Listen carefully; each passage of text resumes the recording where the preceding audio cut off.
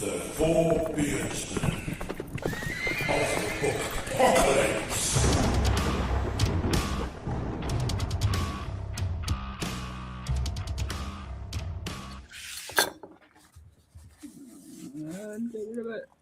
Smooth as silk. We're just doing the whole episode with the welcome screen.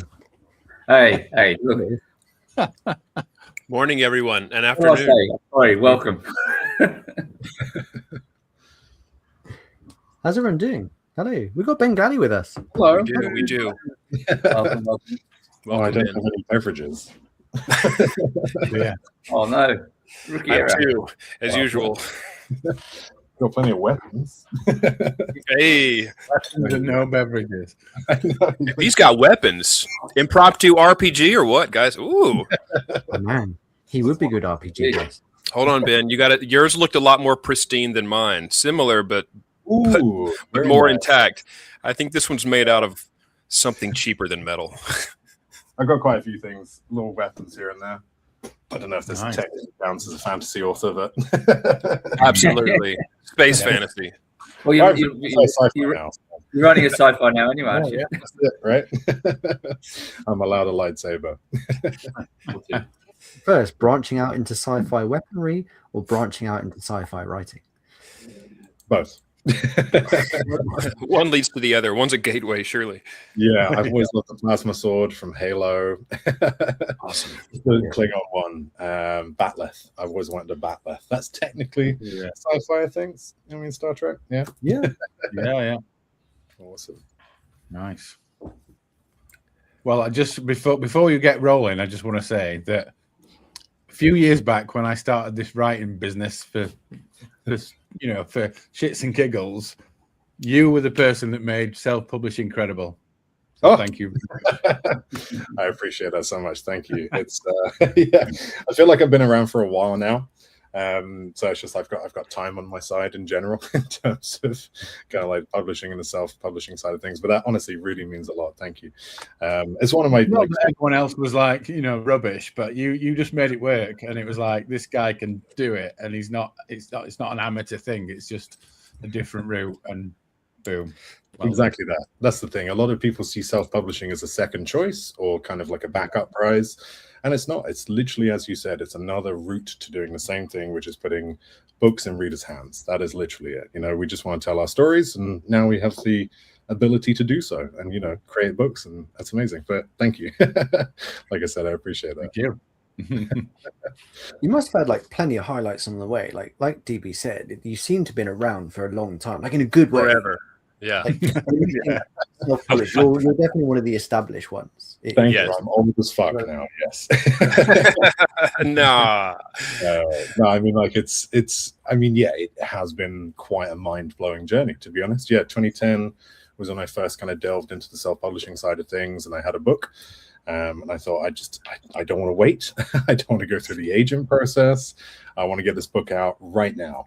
And obviously self-publishing, facilitates that with the speed and the ease of it. I mean, there's a couple of steps we're missing. There's obviously, a lot of work behind the scenes, cover, editor, formatter, etc. But yeah, I knew it suited me, and I wanted to get it out there. And yeah, I was lucky enough to kind of publish ages ago now. But yeah, there's been some incredible moments, like just like a lot of, for example, seeing my book on the shelves in a bookstore, obviously lots of events. All of the moments, all the things I wanted to tick off as an author, I pretty much ticked them off. Netflix series is the one I haven't ticked off yet. That's what we want. Tell me this: if you were approached from Netflix or HBO or some other show or something like that, and they said, and they had a check in their hand, how much would your IP matter to you versus being like, I want to have some amount of control versus give me that check? Actually, what would you sell out for? I'm quite cheap. Yeah. I think I would go quite cheap. I think just having the Netflix series on its own would be, I don't know, buy me a coffee or a beer. Not coffee, beer. Absolutely beer. Yeah, I think Brandon Sanderson had the advice: if you're in that situation, take the check and run. Don't even look at it twice, because chances if it may not pan out either way. That's the thing. There's a lot of authors I know who have their books kind of on, they've been optioned, so they kind of just have a renewal, which is a great kind of like I mean, it's great for the money. Yeah, that's residual income right there. But I would be like, checking in every 5 seconds, being like, is it being made? Yeah. Have we landed the actor that I want? Do we have the lead guy from Vikings? Ooh. Hey. No, who's the guy? Not Stellan Skarsgård, the other Skarsgård, one of the Skarsgård family. Yeah. He's my main character. He is my Farden from my Emaneska. So, yeah, I mean, in answer to the question, I'd sell out pretty quickly for like a movie or a TV. My one caveat would be I want to be in it. So not as a main character. I'm not that good person.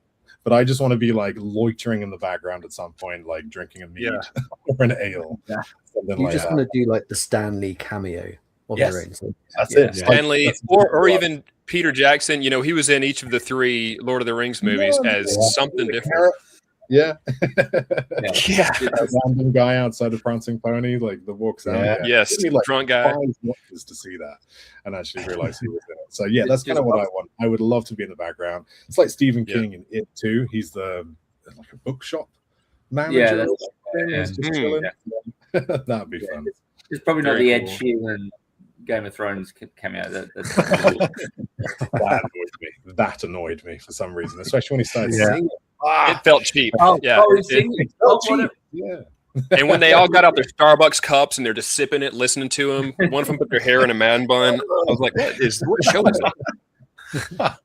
No, that's it. I won't be that kind of appearance, but I'd love to just be in the background. So that's kind of my only caveat with that kind of offer. But I mean, that's always been my big goal. I mean, I think it's a lot of authors, big kind of end goal is having sort of a TV film adaptation. Obviously, fantasy and sci-fi are very expensive to make, so it's kind of puts us, lower down on the possibility chart. But I think it's just, I write I like to think I write cinematically. So I kind of see the kind of scenes that I'm writing in my head, and I just describe them, and they are definitely inspired by huge amounts of films and movies and things like that. Massive cinephile. Like I should be screenwriting, but I'm not. It worked out for Klein. What's his Ready Player One? Of course, that book. I'll spare my opinion, but it was a better movie than it was a book, in my opinion. Ready Player One was one of the few ones that I think, I definitely agree with that. There are a few things that I'm just like, the book did it better, but actually the film did it better in a lot of situations. Nice. DB mentioned I don't want to put words in his mouth. Early on, you launched a book called. So first, let me get this out of the way. I'm the resident researcher, and so laundry is coming out. Those are the most sarcastic air quotes I've ever seen.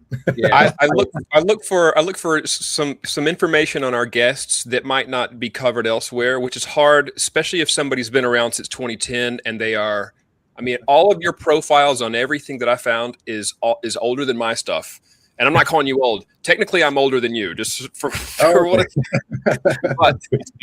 But you've been around a very long time, and as DB mentioned, you gave him or got some amount of confidence from things that you were doing. I have to assume, does that include Shelf Help, DB? Which genius name. Is that still ongoing? Now I know you have shelfhelp.info. Still looks maintained and it's still offering services. I know there's a book as well. It's one of your 41 titles on Amazon and that includes, I think, three anthologies, at least one graphic novel, ton of novels, and Shelf Help, the complete guide to self-publishing. Self-publishing, to self-publishing. That is some deep research, because not many people ask me about that one. Strap in, brother. We're not. I'm impressed. Yeah, no, I mean, thank you for finding that. Shelf Help was something that I wanted to do. God, I forget when I published that. 2014, I think it was. I don't know that I have the date, but yeah, way back. Somewhere around there, yeah. That was my kind of approach to, trying to help as many fellow authors as I could to publish and trying to write like a really clear guide. Hugh Howey was in that. I saw that. That's old school. Yeah, him and I met at a New York BookCon, probably around the same year actually. And then I just sent him an email, and he, the man that. And he said, okay. Yeah, he literally he's got like 3 pages in that book, I think, in terms of an interview. Yeah. So that really meant a lot. But it was basically trying to be a one-stop guide. If you wanted to self-publish, you could read this book and it would tell you everything, and goes into the marketing as well. The problem with that book is this: as soon as I published it, it went out of date. I was going to ask how well it holds up today. Exactly. Because things are changing so quickly in the self-published verse. But I also had loads of screenshots of Kindle Direct Publishing, KDP, other stores, and I swear to God, they knew that I'd published the book and then just changed it. Just like overnight. So all the screenshots went out of date, and it's very difficult to kind of keep that thing up to date. So I kind of did it as a snapshot of time and just kind of let it be. Unfortunately, I think I've taken it off sale now because it is so out of date. But I mean, the core principles of self-publishing haven't changed. Right. It's become very, very standardized from when I was first doing it back in 2009, 2010. So there's other books out there that are incredible as well. Ricardo Fayette from Readsy's now done one complete guide to self-publishing. So yeah, Shelf Help was a fun process in terms of a book. As a website and as a service, I help. I was working with about a dozen authors this week in terms of just providing consultancy, just to tell them how to market their books, how to publish their books, how to crowdfund their books, anything really. And it's kind of, I think, probably aside from the writing, the best part of my job is helping other authors to publish, because God, when I did it in 2010, there was so much bad advice, and I almost got wrapped into the vanity, the author solutions kind of umbrella, and that's why I've kind of campaigned against them so much, in the years following, is because I almost got shafted for about 10 grand, and that was pounds, 2,000 pounds. That's a lot of their packages are around that. So that's the thing. I almost fell into that trap, and I managed to find my way through. So I really just wanted to help other people do the same thing, because you can get it wrong. You can get the wrong cover.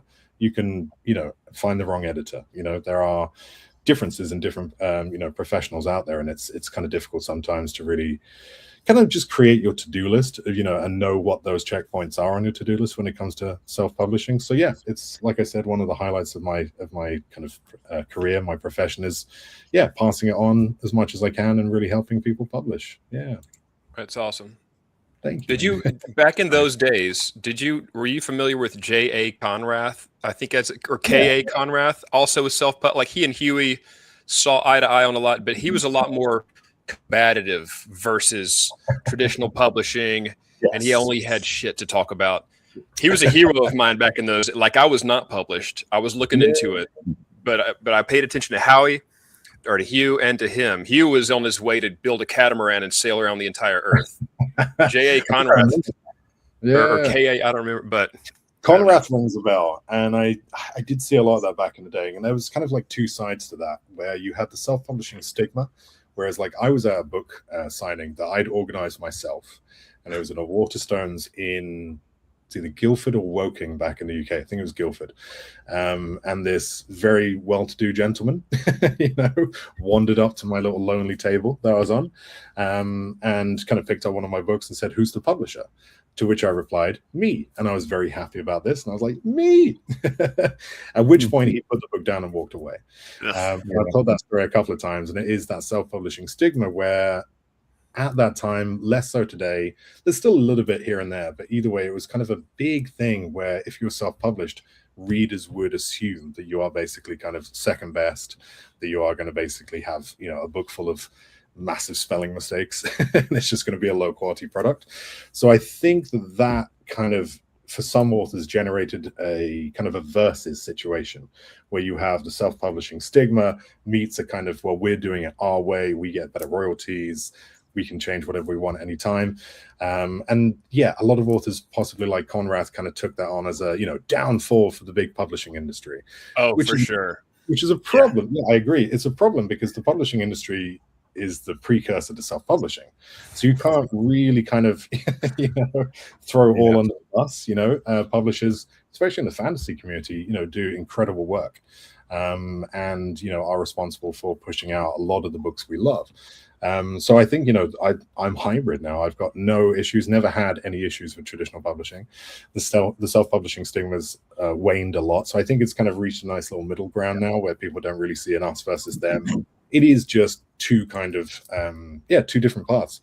The other side of that, though, is the snooty, there is I'd say a kind of breed of snooty traditional authors that absolutely self-publishing still, and I love it when I come across those. I really do. I met another guy, when was this, about 6 months ago, that almost did the same thing as the signing, but he was another author where he basically found out a self-published and almost walked out of the conversation.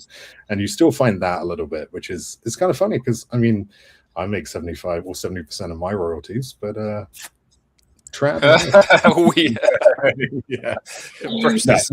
the only thing. But there's fantastic trad authors, fantastic self-pub authors. We're like 40 to 50% of the top 100 on Amazon at any given moment in most of the genres. Romance, thriller, fantasy, sci-fi, things like that. We like self-publishing is here to stay. But it's, like I said, it's just the same route to getting the book into the reader's hands. That's all that matters. Yeah. On the regarding being hybrid, you I apologize for specifics. February 22nd, 2019, John Gerald John posted an article on his website. John Gerald posted an article on his website welcoming you to the agency. Yes. He's very I gather he's very focused on trad publishing. So I hired him as a dev editor. He liked my book, and he was very flattering about it, while being brutal about certain parts. I'm sure you're aware how blunt he can be. Yeah. But he was also giving me a lot of advice on pitching it to agents and traditional publishing. Yeah. I didn't really speak to him a whole lot about hybrid or indie publishing or even being an agent. He was specifically, he was my developmental editor. But it looks like he's so facilitated, and stop me if I'm wrong, a Russian book deal. Yep. And Audible acquiring rights to he's gonna pull out some Russian books. Titles. I'm listening. But also facilitating Audible acquiring audio rights to Emaneska. Is that right? That's correct. I can't find them. They are dug deep. John and I worked together for about 4 years. Fantastic agent, really lovely guy. Has a fantastic kind of history and a career behind him. And he was really, really helpful in helping me kind of land some translation and audio deals. So the Russian, it is weird to see your book in another language, never mind another alphabet as well. Yeah, I'd love to see it. I'd love to see mine, and however that looks. Somewhere around here. I bet I've seen a picture of you holding it over the years, because I've been a lurker in the book space since 2010 at least. Yeah, there's one. No. Yeah, it is. They did a really nice job with this one, and that's the thing. There's some cool aspects that I think, as a self-published author, you might not know kind of how the contracts work and how the process works, and then B, there's an element of an agent being able to kind of like negotiate higher deals or check the contract and things like that. So agents definitely are a key part of the process, and I don't think I would have landed a Russian deal without John necessarily, or some of the translation deals and things like that. And him and I have now kind of gone separate ways, but in any case he's really, really helpful with a lot of different things. But it's not even it's weird. Whoa. I love Cyrillic. Yeah. I'm not watching Cyrillic at all, but kind of the end papers for the maps, which was really cool. So this is the map I actually drew. I'd have to get that blown up and put on the wall. Yeah, I have. God's rad. Yeah, but they changed the color and decided to use them as end papers, and they've done sort of like a foil. I don't know if you can see it, but sort of like a spot UV kind of foil. Yeah. Incredible version. So that was talking about highlights. One of the highlights there is I've now got an Italian deal. I had a French deal, Russian deal, and John helped me with 2 out of the 3. So yeah, fantastic guy, love him. He's always at the UK events and buying everyone alcohol. So he's a good Great. Another reason for me to go to UK and meet some of my boys. Yeah, there's a lot of authors just hiding in the UK, I think. I know, tons. Yeah, but I mean, we got Rob J. Hayes, we've got H.L. Tinsley. There we go. Yeah, it's like my mind has literally just gone blank as soon as I said that. all those authors. Yeah. We got D.B. Rook. Joe Abercrombie. There we go. Joe. I met him in Atlanta a couple months ago, which was interesting. Nice. Yeah, he's a lot. He's really fun. Got the Devils, obviously. Nice. Yeah, he's a lovely guy, and he's so successful as well. And he always I think he's got. In fact, I saw him in. When was this? August last year. And I didn't think he would remember me. And he said, "Oh yeah, you're the self-publishing guy." I was like, "Oh my gosh, thank you." Awesome. That was nice. Yeah. But yeah, he's a fantastic author, really nice human. No, I agree. In my experience, I agree. Yeah, we've got a question from the cheap seats. So here we go. Ooh, God, we got deep today. Good question. As far as I'm aware, it's not David's alternative account, but yeah, I typed it on my phone and just very, very good question. So I just in terms of context, I wrote a novel on Royal Road. Well, I wrote a novel in general. I think I got to about 120k on it, and it was called Somebody Has to Be the Dark Lord. And it was the idea of basically just, I mean, it's been done several times. It's not a brand new idea, but it's the kind of villain story rather than a hero story. So taking all the tropes and flipping them. So in answer to the question, I did kind of post a lot of it on Royal Road, and then I took it down because I was going to then republish it. It's just basically on the back burner right now. It's a classic case of writing a book, thinking it's going to be a nice 90k standalone, and then suddenly realizing it's actually going to be a 500k quadrilogy. And then I kind of ran out of steam, and I didn't want to get into a new series at that point. So basically it's in existence. I would love to finish it off and publish it. I do have 2, 3, 4 more books in that series kind of planned as well. I had a lot of fun with it. It was kind of a weird world. I don't know if you know, but I mean, you guys might because the research is. But I'm kind of building a Cosmere for myself. Like I'm a solar system. I was going to say a self-published solar system. No, technically. But either way, yeah, mine's called the Lexicora, and it's kind of a without going too deep, a solar system that revolves around a black hole, so I can kind of do some demon kind of dimensions and things like that within the black hole. And so all of my series and all of my things that I've written are technically in the same solar system. Couldn't fit them all into one world. So that kind of thing is Somebody Has to Be the Dark Lord is based on one of the worlds within that solar system. So I really want to that's good. I really want to like flesh it out and finish it. I love the character as well. So I'm glad someone else read it rather than me.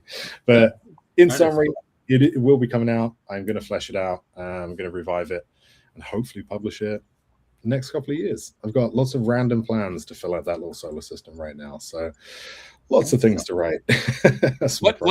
What keeps two series from being able to take place in the same world? Would it be locations in the world or magic systems? Or mostly magic and culture. I mean, you can get away with it by having kind of the spread of the world. So I mean, technically Emaneska and my Chasing Graves series, which is obviously not the Cyrillic version, the English version, they are actually on separate continents of the same world. So we have kind of an Egyptian world, North world. That I revealed a couple of years back, so it's not a spoiler. And then Heart of Stone is time-based, so it's in the same world. In the 6th and 7th book of the Emaneska saga, you kind of cross over with my standalone Heart of Stone, which is kind of like a powder punk kind of flintlock fantasy. But that's 500 years after Emaneska in a different continent. So I've slowly been kind of knitting things together. But otherwise, what kind of stops it is, a lot of the magic, a lot of the technology. You can get away with culture and certain languages, certain different kind of like pantheons of gods. But yeah, I'd say more time actually. Time to it. I've been trying to figure out a way to take my 1867 alternate history, which is based in the real world, and merge that with Emaneska. It's not going to happen. Trying that for years. Based in real world, is that the Western kind of Wyoming-ish sort of researched? Yeah, it is based in. I know Wyoming so well from Google Maps. Never been there. That's very cool. You're not the only Brit that I know of on this podcast who writes Western or like has at least some amount of matter of fact. God, Tom probably is like I'm not going to say infatuated. I'm looking for the interested in. Yeah. You know, Hells yeah. I don't know, frontier. Midwestern U.S. kind of perfect fantasy setting. The Old West, definitely. It's got. Weird West is such a good genre, like right, you know, because it just brings in that sort of lawlessness and that sort of anything can happen in the Western side of it. Hang on, it's an exploration of an untapped world, which is all fantasy is really. Let's face it. I agree. It's like civilization right on the edge of being uncivilized due to whatever reason. I'm thinking about like Lonesome Dove. I feel like when you say you've never been to Wyoming, but you're able to sort of conjure your own world, say like this is what my impression of Wyoming is, and really let like the creative muse go. Like, why not? Yeah, and that's kind of like, I mean, what is this? I've got the third book of the series. More down here somewhere. No, the second one. That's 1 and 2 and 3. But yeah, it was a trilogy. Stumbling over all the Cyrillic versions right now. Well, that's the thing. These are the new ones that my partner Claymore covers. Obviously, you've probably seen her work around. But these are the original. So that's what they originally look like. Yeah. And then you can kind of see the difference. I think a lot better. Oh yeah, it pops more. Thank you. Yeah, I mean that's all Claymore covers work, but it's just like I finished the 4 books of the Emaneska series before as a 7-book saga.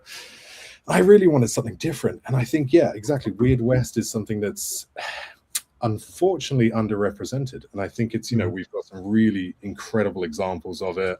One Night in Sixes is one of my favorite kind of Weird West. Who wrote One Night in Sixes? Good question. Wait, was it Tex? Yes. No. Yeah. No. I'm thinking of Tex Arcana. I'm not. That's not. I'm thinking of her name is. It's a girl. It's a woman named. I should know. Give me a sec. I'll tell you one. Either way, I think I know her. Yeah. Really, really good book. We've had had Tex Thompson, but it's Ariane is her first name. Where did the tab go? Oh, yeah, that's it. And that's the thing. We've had like Red Country by like Joe Abercrombie. Yes. Getting a lot of love from this call. But in any case, like I do feel like it's underrepresented. And there's like, if you've got, and I've written like several blogs on this, and like you said, Charlie, it's that like kind of lawlessness, which is very, very similar and kind of very so what I'm looking for, transferable into the medieval kind of world that a lot of our fantasy, books are based in. You do have a lack of laws. You do have kind of a feudalist kind of situation. Each town, village is different. Yeah. We have central government.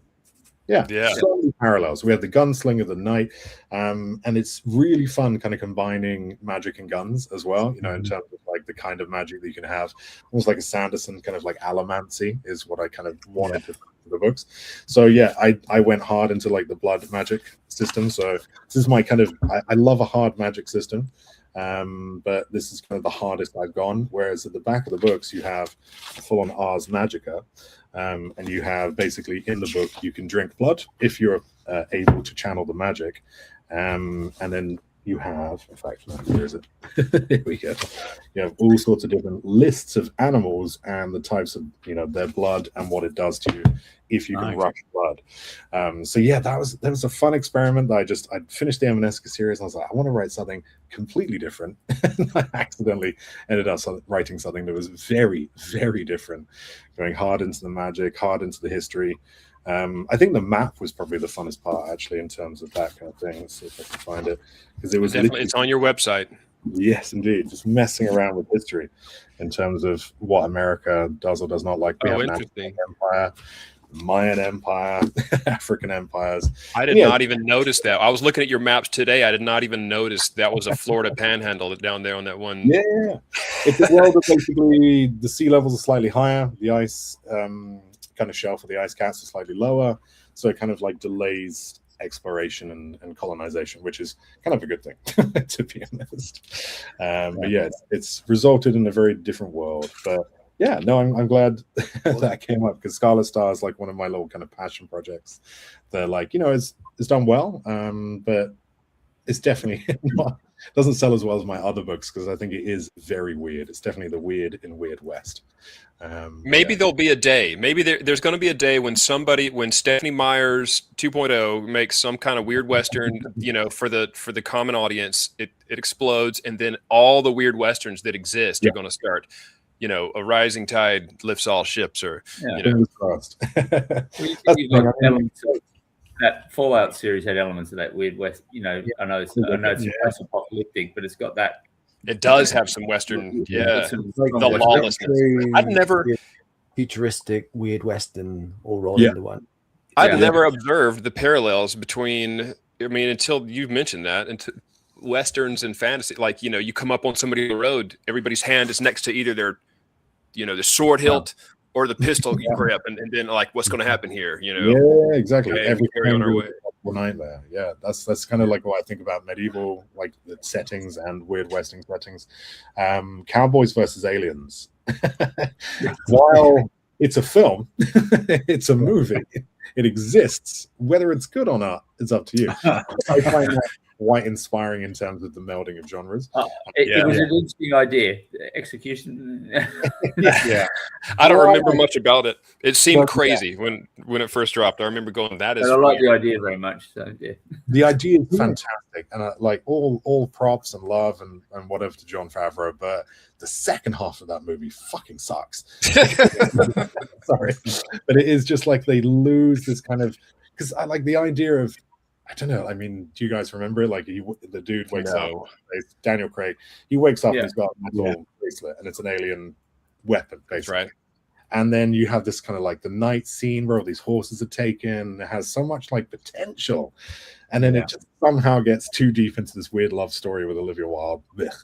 Anyway, on the set, mixing up kind of super futuristic and super basic, obviously 1860s kind of style, is probably the main inspiration for my new novel, which is not gonna lie, I've been trying to keep this kind of quiet, but let's reveal it.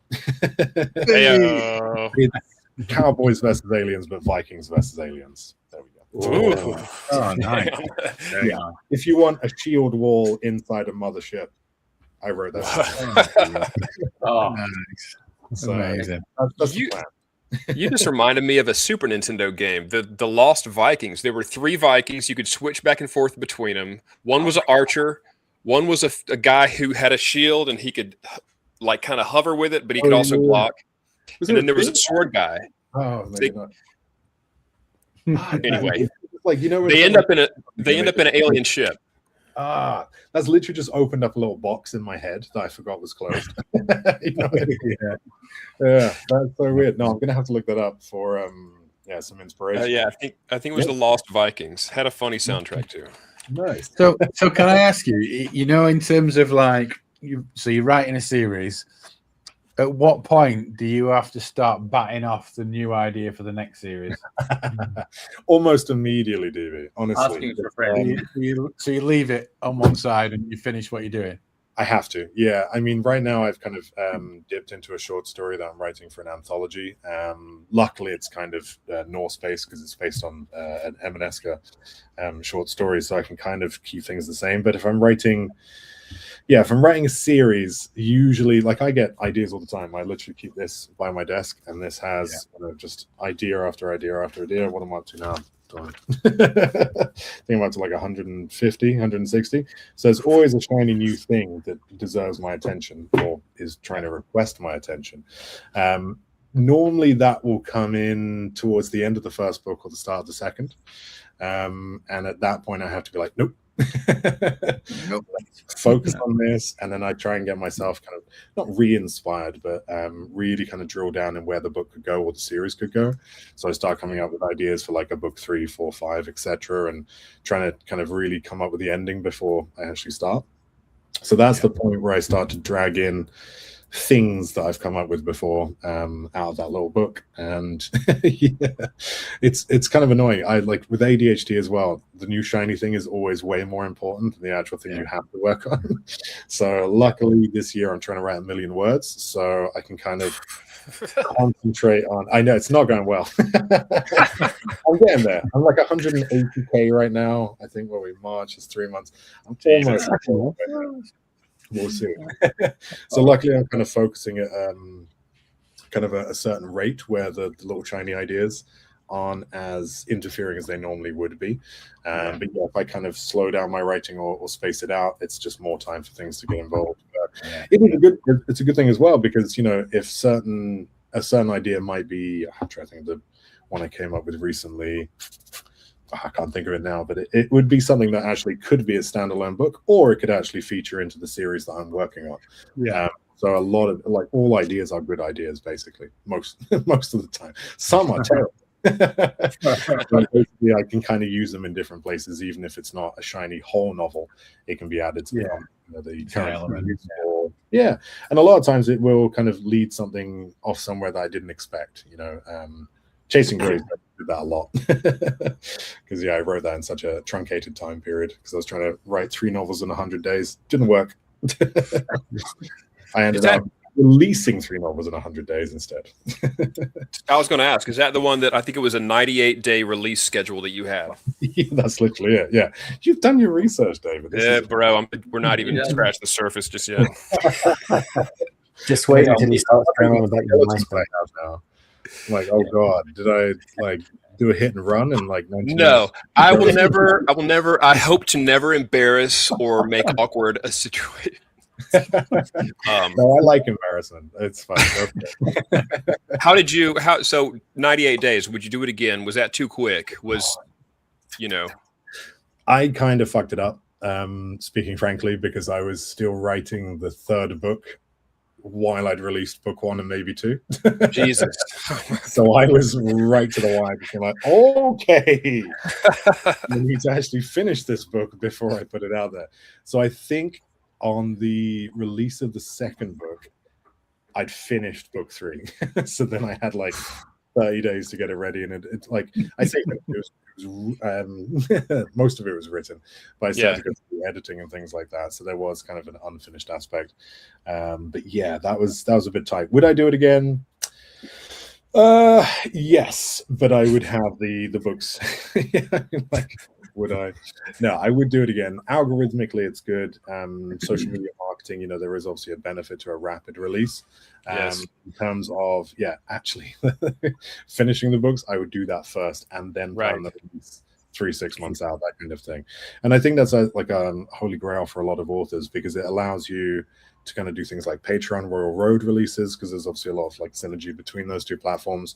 Huge amounts of readers obviously on Royal Road and others, and then they come to a Patreon to get early access and things like that, and then there's kind of a ready-made audience for when you actually decide to publish it. So that was kind of that's where I'd like to be. But the lesson I've learned is write the thing first and then release it chapter by chapter, or release it as a whole thing. So yeah, 98 days was stressful. I can imagine. Very stressful, but I'm glad. I mean, yeah, that's the thing. I had all the covers done, had everything ready to go, apart from the actual book. You live and you learn. That's the thing. I make the mistakes, so people hopefully don't have to. but it's interesting, isn't it, just about releasing chapter by chapter, just hear about, you know, back to when Dickens and the authors, you know, that was all, you know, that was the original marketing thing, was just release it chapter by chapters, and you know, Dickens was one of the first serialized authors. Yeah, absolutely. Him and Virginia. I mean, you could say like people like Dickens and Virginia Woolf, people like Twain. You know, all of the kind of masters. They're technically self-published. Yeah, you could say, you know, it's been around for hundreds of years now. But yeah, serialization is a 200-year-old, 300-year-old concept that works really, really well, and that's why we have Wattpad, Royal Road, blanking on the other one that's really big at the moment as well. But in any case, yeah, it's fantastic, and I personally can't do it, but it's what I think readers are used to through Netflix, Prime, things like that, like Fallout, episodic. Episodic, exactly. It's annoying that we get to the end of our binge session and it's like new episode coming in 1 week, and you just want to like tear your house down. I think that's the thing we are used to, so therefore it kind of lends itself to books as well. And yeah, I have people on my Patreon. I'm going to start releasing my new Viking alien invasion thing episodically on my Patreon, and I know there are some people that literally will not look at it until it's like all complete because they can't separate on a week-to-week basis. But otherwise, yeah, it's something that I like. Yeah, as a kind of a watcher of TV and film, but also as a reader, I like episodic content, especially when you're reading multiple things at a time. You can kind of space things out. What I like, yeah. When you release them like that, will they be? What will be your editing process? Will they be a third party edited, or will they be the best you can get them, or?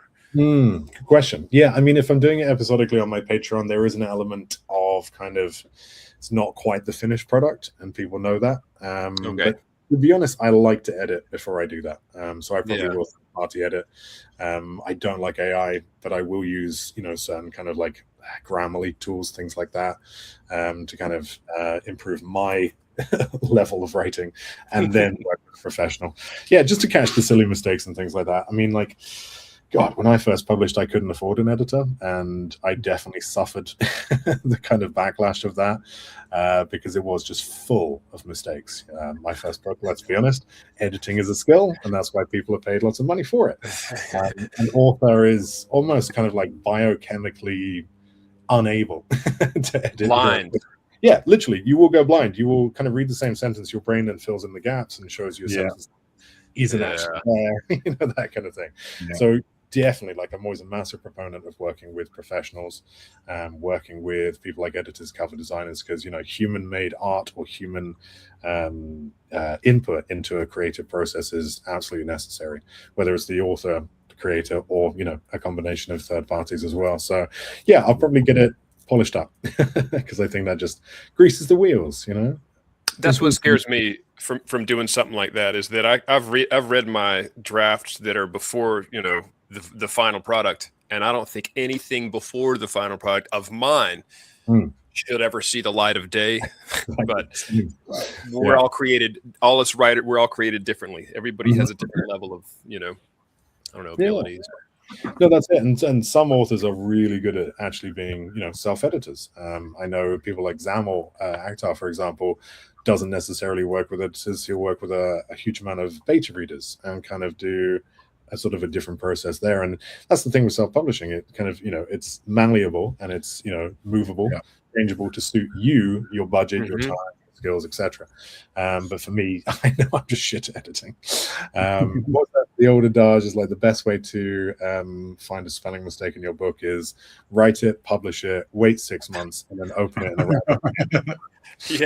It's true. The best way to that's it. So Speaking of Zamil, and I don't know exactly how to pronounce, you've interviewed a lot of writers on your YouTube channel. Him, Travis Baldry, Andy Peliquin, Michael Miller, Anthony Ryan, lots and lots of Andrea Stewart, the Snyder Fletcher duo. Lots of people. Will you, and this is a two-part question, will you revive those interviews? I noticed it had been a couple years since. And also, will you revive the Ben cast? We've got 94 episodes of the Ben cast. You have gone deep. Yes. It's kind of my 10-year-ish kind of journey, just me chronicling being an author. I literally remember the moment where I was like, I'm going to bring the Ben cast to an end and start something new. And it was the week before COVID.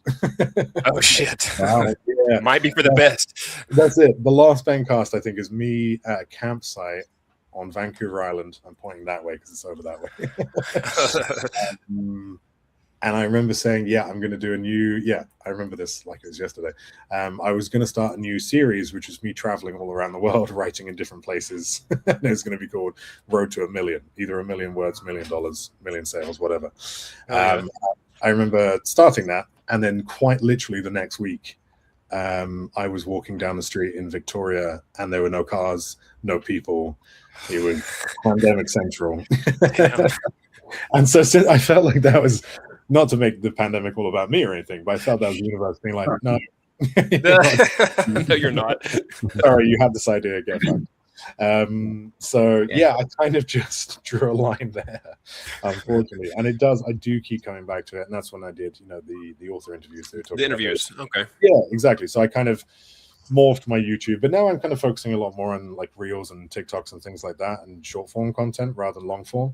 But those interviews are great. It's great, chatting to the people that either I hold in high esteem, like Andrea Stewart, Travis Baldry, etc. Not that I don't hold the others in high esteem, just mentioning a couple. Andy Pelican. No, I love him. Yeah, I was going to say certainly not Andy. Yeah, he's great. He is. Actually, no, he's in the UK. I was going to say he's like 40 miles that way right now. Well, that's awesome.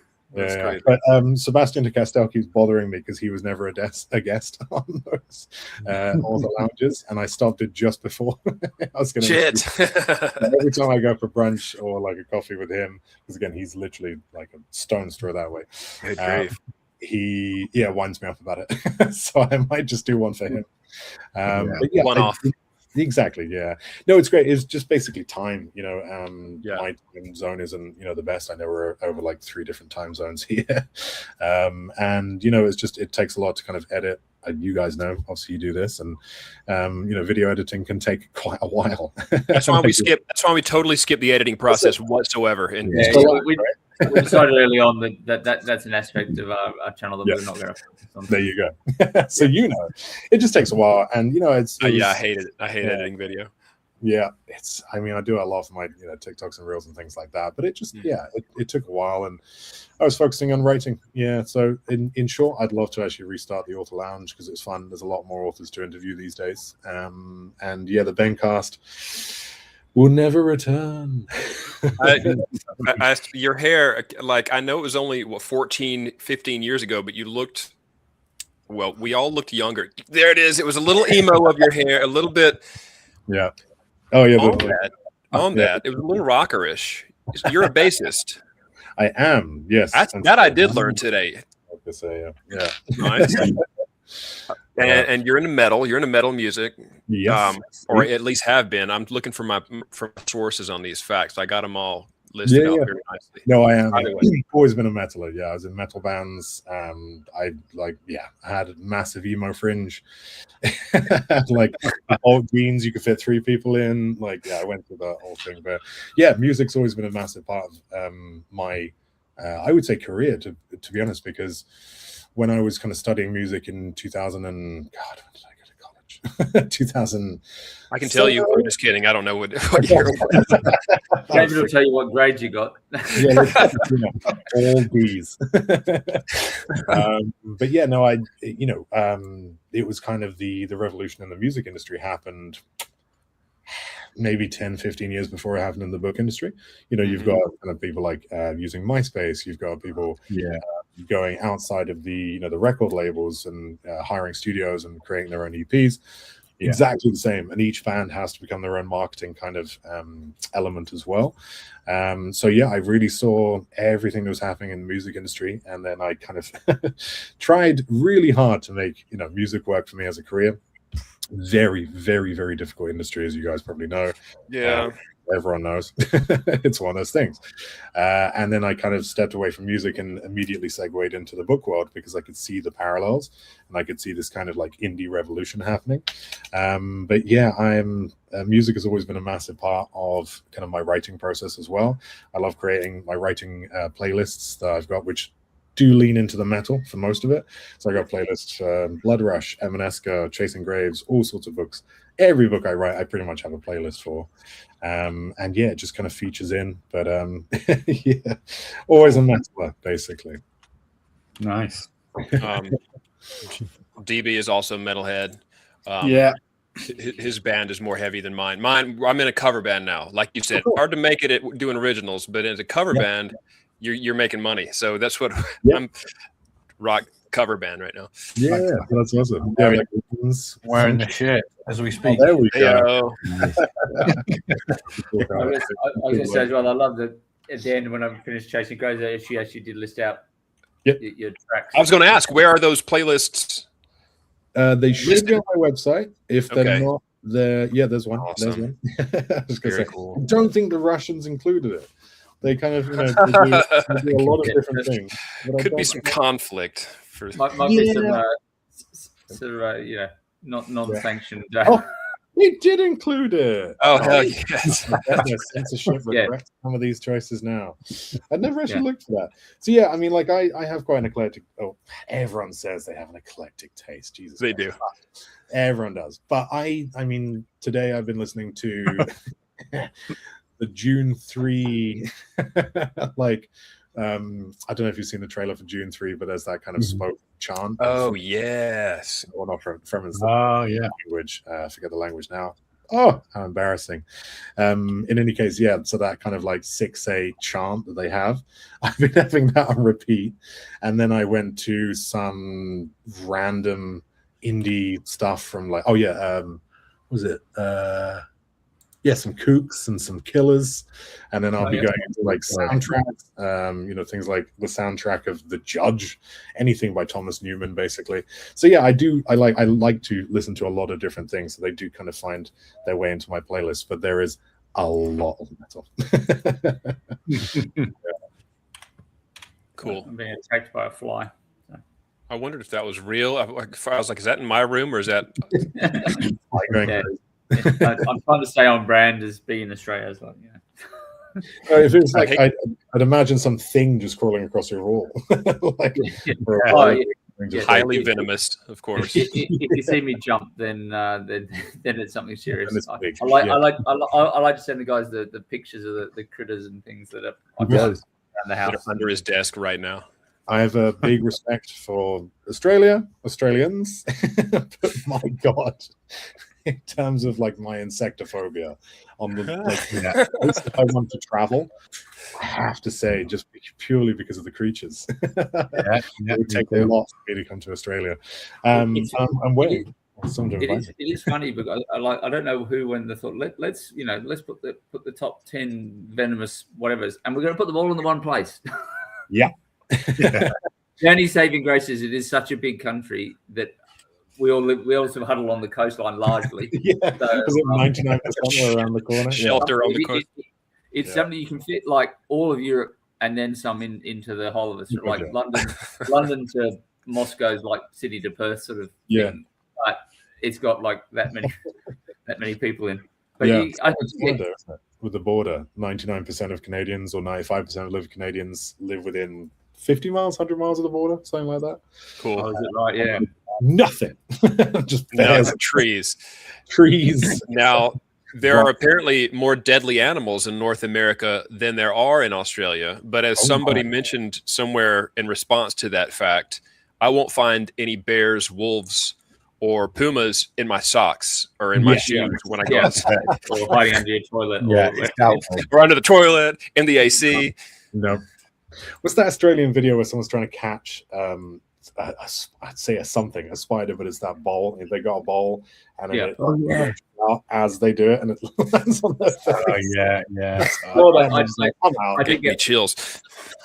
I did get woken up once when I was quite young, and they have these huntsman spiders, which are quite big, but they're not deadly. They're not poisonous. They can sometimes bite. They're not poisonous ones. And we had like a lot of people had the overhead fans, for keeping cool or whatever. And I woke up, this thing had obviously repelled down from the fan and just landed on my shot. So it was like someone tapping your shoulder, and you sort of think you look up and see a little, which it met the wall at a very high velocity. Yeah. Yeah. No. I mean, no. There's a reason why there's a lot of like the creatures in my books and things like that. When I try and do something I find really abhorrent, it's going to be insect based. There's a creature called Utiru in I need to put the sword down. I'm just holding it now, just like wearing it as a security blanket. Yeah, just sleep with it. But yeah, there's a creature called Utiru who's God, I mean, about 4 or 5 stories tall. and it's got like, it's basically a gigantic spider body. You never really see the whole thing because she's just hidden away in her massive cave. But her face is kind of this protrusion that looks human. She wears different masks and things like that. So that was basically my nightmares. And like even in Chasing Graves, that's an Emaneska. Chasing Graves, there's a spider creature I hate. New kind of like arboreal West Coast inspired fantasy that I co-wrote with David Estes. There's a creature called a Thrantos, which is half spider, half centipede, and about the size of a bus. So I'm definitely challenging my insectophobia through my books. Have you been around to a liar and bug spray to a cockroach? I've done that to a spider in my home for sure. Just yeah, that's why I write big books, because you can just use them to kill spiders. Blam! It's true. Yeah, nice. You made me think of DB's book Residuum, because there are spiders living on asteroid. Well, there's all sizes of spiders, but the ones that are living on the asteroids are big enough to catch a spaceship. Yeah. So I've got real issues with spiders, but I think why do y'all do it? The ones with issues propagate the fear by then putting them in books that last forever. I think must be the most You're going to say that Adrian must be paralyzed with fear. Oh man, yeah.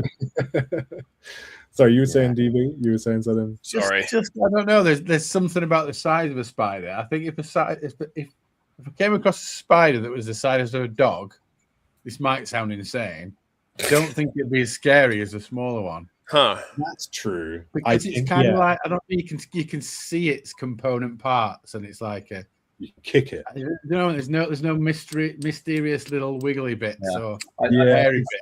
I think I don't know. You might be wrong. Let's find out. Well, scientists, if you're watching, please breed. Try to uplift monkeys, but fail and accidentally uplift jumping spiders, and on an entire planet. Let them take over for a couple hundred years. Then send humans down. Mars, definitely. So I mean that could work. But yeah, I think it's the speed. You're right, DB. It's the size, the smallness, and the speed. So like seeing them just go, and you're like, where are they? Where are they going to be next? Yeah. Well, I think I agree with you, because like what we get taught here at a quite a young age, there's certain the most venomous ones are the small ones in Australia. Like there's something called a funnel web, which is not small, but it's not like tarantula size. Yeah, and that's a very unassuming black little spider, but it's got the highest venom. It's like the blue-ringed octopus. It's like one of the smaller octopus. Oh yeah, you have those there. Occasionally, then you get these videos of these tourists going, "Oh, look at this! What the fucking thing down?" There's a Netflix documentary just called Octopus! ! It's actually really, really good. It's a really nice. It's just a beautiful documentary. Is that the one with the guy teaches? No, that's Octopus Teacher, but it's a similar kind of thing. I think this one kind of like references it, but it's narrated by one of my favorite kind of like UK actors, Phoebe Waller-Bridge, and she kind of I think is what's going on right now in terms of like narrating documentaries, because obviously we had the David Attenborough for like so many years, all very polite, be like, here we have this, and then now you've got like Morgan Freeman be like, look at this fucking dinosaur. It's kind of becoming just, I don't know, the profanity in documentaries is increasing, and I love it. Just hearing Morgan Freeman be like trying to pronounce, I don't know, paraphilosopher, I can't even pronounce it. Paraphilosopher. One of those. It's just great. But that Octopus documentary is very similar. It's very kind of like tongue-in-cheek, profane. It's really, really good. But there's a video in that where a woman just finds this like, oh, look at this beautiful octopus on the beach, and picks it up. And luckily the thing doesn't, I don't know, do they sting? I don't know how. Right. You've seen one, we tend to hang around to have a look at it. So. Yeah. And it's literally just moving around in her hand. I'm like, you are holding something that could kill 100 men in seconds. You're like, oh, look how beautiful it is.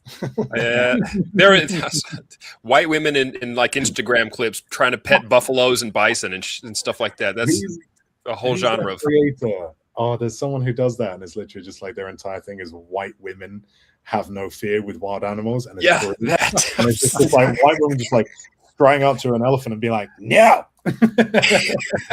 It's brilliant. And 9 times out of 10, the elephant's like, my bad. Yeah.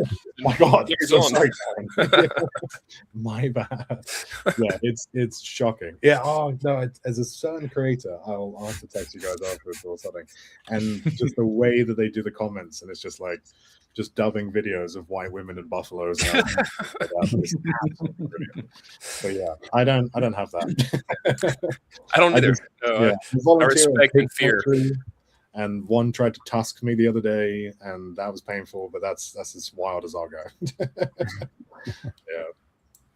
Gosh, I have a lot of I got a lot of questions, and I know we're coming up on the hour mark. I know Charlie's got to be a place, and we're trying to keep this under a very tight, not let it spiral. Well, Spiral. I'm down the spiral, bro. I have so much content. It's the perils of podcasting during the day here. As opposed to the evening. Yeah.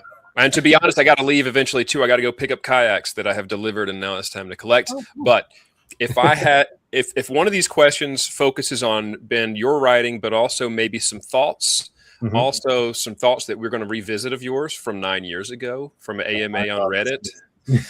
Oh no! What did I think one of the books of yours, and I have a TBR. I'm full of shame over my TBR. I've met, since I published V&V in 2023, I've met 100 new authors, new to me. I have a lot of their books, and I have read a small percentage of all my friends' books. Which I'm sure we all feel some of that, but you guys, everybody I know reads more than I do. And part of me, I close it off while I'm drafting because I don't want to, I'm protective. Yeah, I don't want to steal, absorb. I don't want to steal. I don't want things seeping in. But if you don't read any of the books, then no one's feelings get hurt. Yeah, true. I mean, so just read none. I know. I do feel like I'm excluding people. I show a picture of me reading Residuum or me reading the book from what's his face? Where is this downstairs? Because I'm reading it right now. Anyway, when I do post a picture, I'm like, but what about my other friends who I have not posted me a picture of reading? Yeah. Anyway, back on point. The book of yours that I want to read is Heart of Stone. Because I have a little fixation with golems too. Because I think early on in my before I ever knew I was going to write, I was just collecting monsters from bestiaries, from video games, from everything. But I was kind of dodging the mainstream. I was dodging the regular ones, and I was delving into these. And golem turns out it's Middle Eastern, if not like. Well, I don't remember the specific roots. Yeah. But one of the sources on them that I found. Maybe it was Hebrew. They're giving, writing absolutely kills my reading pace. Mine too. They have so these golems, and I don't know if this was the original concept or something early on, was that they had a word etched on them. Yep. Where if you change one letter, it changes from true to dead. I don't remember what but that's how you stop them. And I can tell that you're aware of that. You're in Heart of Stone, and I don't want to spoil anything, but apparently it's his tongue. Yes, I was going to say if you remove the tongue, he goes from alive to dead, and that's simple. That's basically it. Yeah, it comes from a lot of Hebrew mythology, Near Eastern mythology, in terms of being able to create a humanoid out of clay, stone, any other kind of material, and there's usually kind of like a control element to that. So either it's inscribed kind of like a tab of stone, or it's inscribed in the golem itself. A few different ways to do it. There was, I think, one Hebrew myth or folktale I read where it was a tongue. So I don't think that was my invention, but I think I took it from Hebrew mythology. Shamelessly stole it. No, bro, nobody knows. Nobody pays attention to these B-side monsters like that. And that's it. Yeah, and it's one of those things that you don't see a lot of them in mythology. No. I think the last book I read was Nick Eames. Was it Bloody Rose? There was one in. I feel like there was a golem in Bloody Rose or in his world in general. In any case, you don't see them a lot. And like. The inspiration for Task in Hearthstone is kind of like the Thing from Fantastic Four. That kind of, where it's just like it's just human stone or an animate stone. And so like I really enjoyed writing that character. A character that can crush a human skull just by like squeezing like that. It's always fun to write. I literally had to Google pounds of pressure it takes to craft. Typical. And like, yeah, I'm on so many FBI watch lists, I'm sure. The whole sociopath versus writer. Yeah, that's it. Yeah, which am I? You decide, FBI guy. Yeah. So like, yeah, I wanted to write a non-human character, which he is. And he is a war machine that is sold from army to army to win wars. And you know, I really wanted to put like the humanity and almost like a love story between and what should be an inanimate piece of stone and this little stable girl. Not like a romantic love story. It's more like kind of big brother, father, daughter kind of thing. But it just, I wanted to show kind of the perils of war from a non-human perspective, and the golem just kind of suited that. I could have gone for something like like a troll, dragon, something like big but not necessarily made of stone. But I just thought, like, if you're going to hire a war machine and spend your last gold pieces, why not get like a 9-foot stone man? He doesn't expire. He doesn't age. Yeah, and like cannonballs hit him and bounce off because it's kind of that Finlock fantasy I was talking about. Yeah, you're selling it. Yeah, the thing is, he hates killing, and that's what I love about Task. And this is one of those things where it's just that classic, kind of annoying author thing where like, oh, the book just wrote itself. It kind of did. No, I get it. Well, so Task definitely wrote himself. It's his story, 100%. There appear to be parallels to Frankenstein in there as well. You answered a question on AMA thusly. Let's see. Then there's the AI style stuff. You said in the question of whether if something talks, walks, and looks like a human, is it a human? Now it's far too early for that type of discussion, but it's one that's fascinated me ever since reading about the 3 laws of robotics. Golems always seem to feel more than what you'd expect, falling in love or pining for freedom. So I wanted to explore that. You mentioned AI there 9 years ago, and here we are. I saw it coming. I am the prophet. So we'd like to know what's happening next. Yeah, I don't know, but I'm going to play the lottery tonight. I just thought it's funny because now we're still definitely asking that, chat bots and probably Chat GPT or Claude or whoever, all these different Grok and Grok, all of the Grok sounds a lot like Gollum kind of. It's actually, it'd be a good Gollum name. No, have you read The Gutter Prayer by Gareth Hanrahan? He may also be represented by John Gerald. That's got the stone man in it. If he does not constantly take Alkahest, he'll calcify, I gather. Yes, that's not a golem, but because he's afflicted with disease, but it does render him blade proof. And then there's the not stone skin from Game of Thrones as well, which was a big So I mean, I've got an idea for maybe sequels to Hearthstone. It was supposed to be a standalone, and then I just basically, like I was saying earlier, kind of melded the worlds together. So like when you see the map, you will see the same map in Hearthstone as you see in Forever King, Heavy Lies the Crown, and To Kill a God. So the Emaneska saga. So you kind of meet, even though they're 500 years apart, there's a bit in Heavy Lies the Crown where you meet Task's maker and several of his brothers. They are there. So I kind of I've expanded it. But that was a huge kind of inspiration in terms of, really in terms of just like being blade-proof, being bulletproof, that kind of thing. But, what if you are, it's like when you play like any sort of computer game, if you get to the point in, I don't know, Elder Ring, Skyrim, something like that, where you can just be like, Mammoth dead. Yeah. Oh, dead. I'm always an archer. That's why I'm doing that. But that's the thing. It kind of gets a bit boring. So then what do you do with the rest of what is your story at that point? If you're OP in your world, what is actually the story you're going to be telling, or what is, most important to you? And that's kind of how I like to write. I always, when I'm doing planning, I'll always do a loves, a hates, a needs, and a wants. And that's how I map my characters. So, I'll, in this new book, I have a character that has an irrational fear of chickens, and then love gemstones, needs love from this character, and then loathes this, or loves, hates, etc.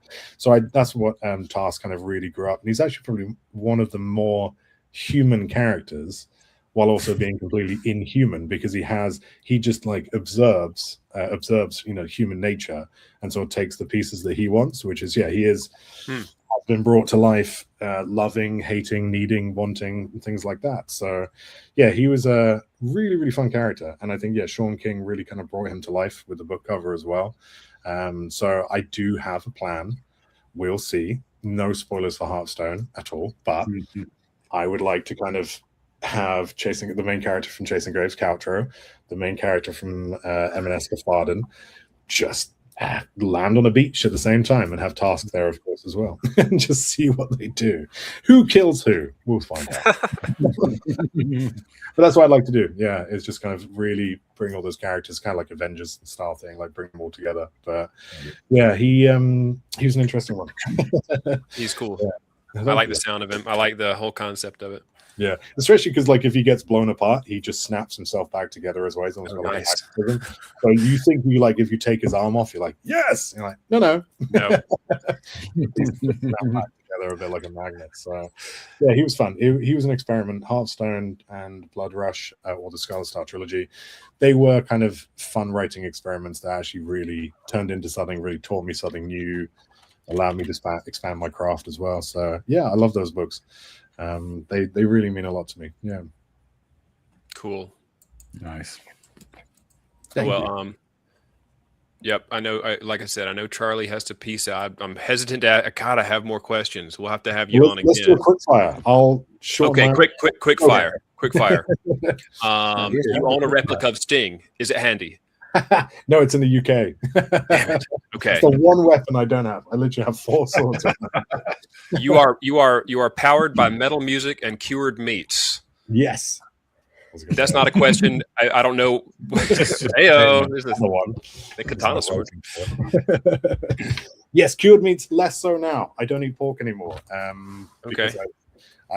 You might have seen there's normally a lot of animals in my books. Big animal fan. I'm not a vegan, but I'm trying to slim it out. So I volunteer at a pig sanctuary. So I absolutely adore pigs. Pigs feature in a lot of my books, as you might see. So yeah, cured meats, if it's non-meat now. Yes. That's okay. Believe that dragons once existed. Yes, absolutely. I mean, they had to. They must. Tell me this. Would this fit in?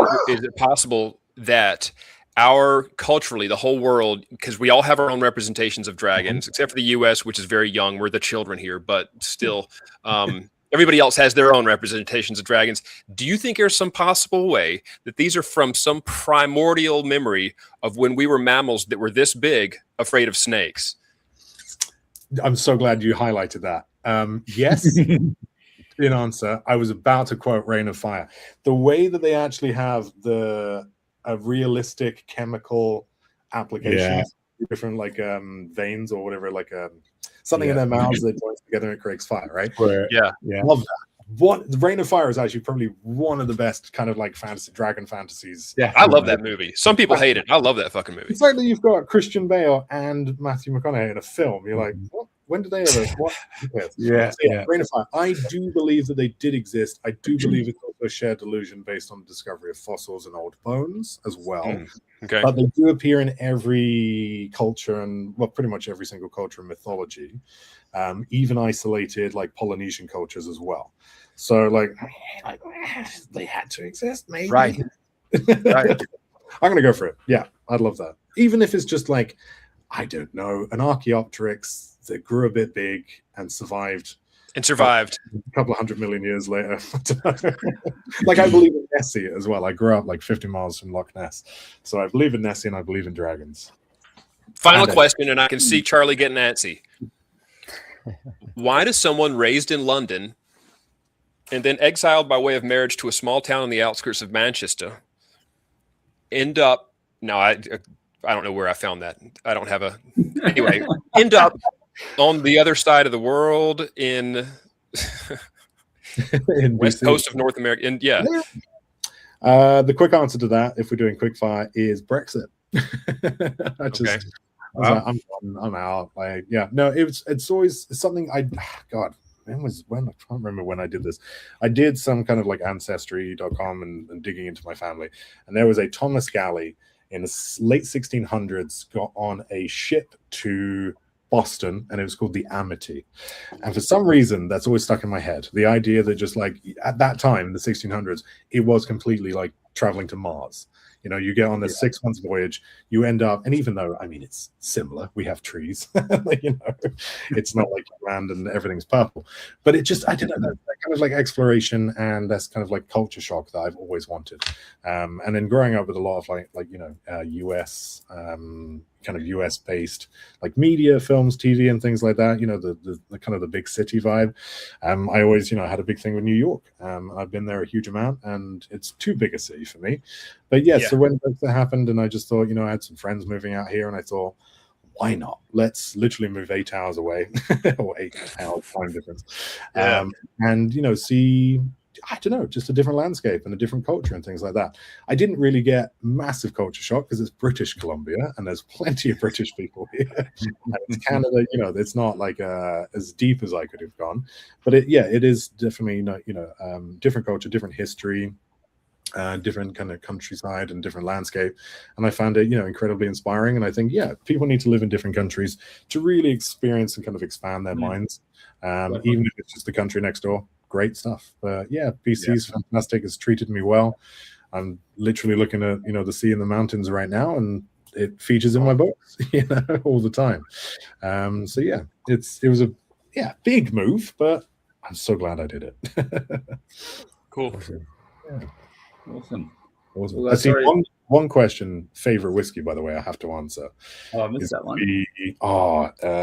I have literally a notes document full of whiskey, and I forgot the name of it.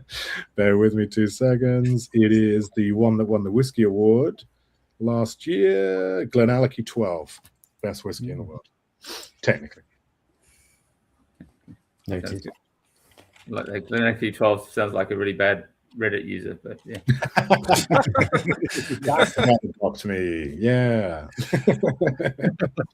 That's really awesome. Good. Well, sorry about the closure of things, but family. But Ben, awesome to thank you very much for coming on, and we'll definitely have you back. And you know, thank you for revealing we've got Vikings versus Aliens coming up, so I think that's exciting. That's right. Yeah, that's nice. You heard it here first. Best place to find your work. Yeah, bengalley.com, GALLEY, or linktree.ee /Ben Galley as well. All of my links are there. All of my books are there. Everything you can need. Yeah, all on those links. He's easy to find. I'll just put that. Yeah, if you're looking for Ben Galley, you can find him. There's no shortage. There's no shortage of. Yeah, that's just being around for long. It's good for SEO. For sure, 100%. Ali, Stevie, David, Tom, thank you so much. Really appreciate being here. Thanks for joining us. Yeah, thanks for these guys, and we'll have you back soon. Absolutely, yeah. Count me in. Well, we'll peace out, enjoy yourselves, and we're back in a couple of weeks, but I can't remember what. We're chilled. I love it. Professionals as always. Yeah. Oh, yes. Cool. All right, guys. Well, thanks very much, and we'll see you very soon. Thank you. Bye.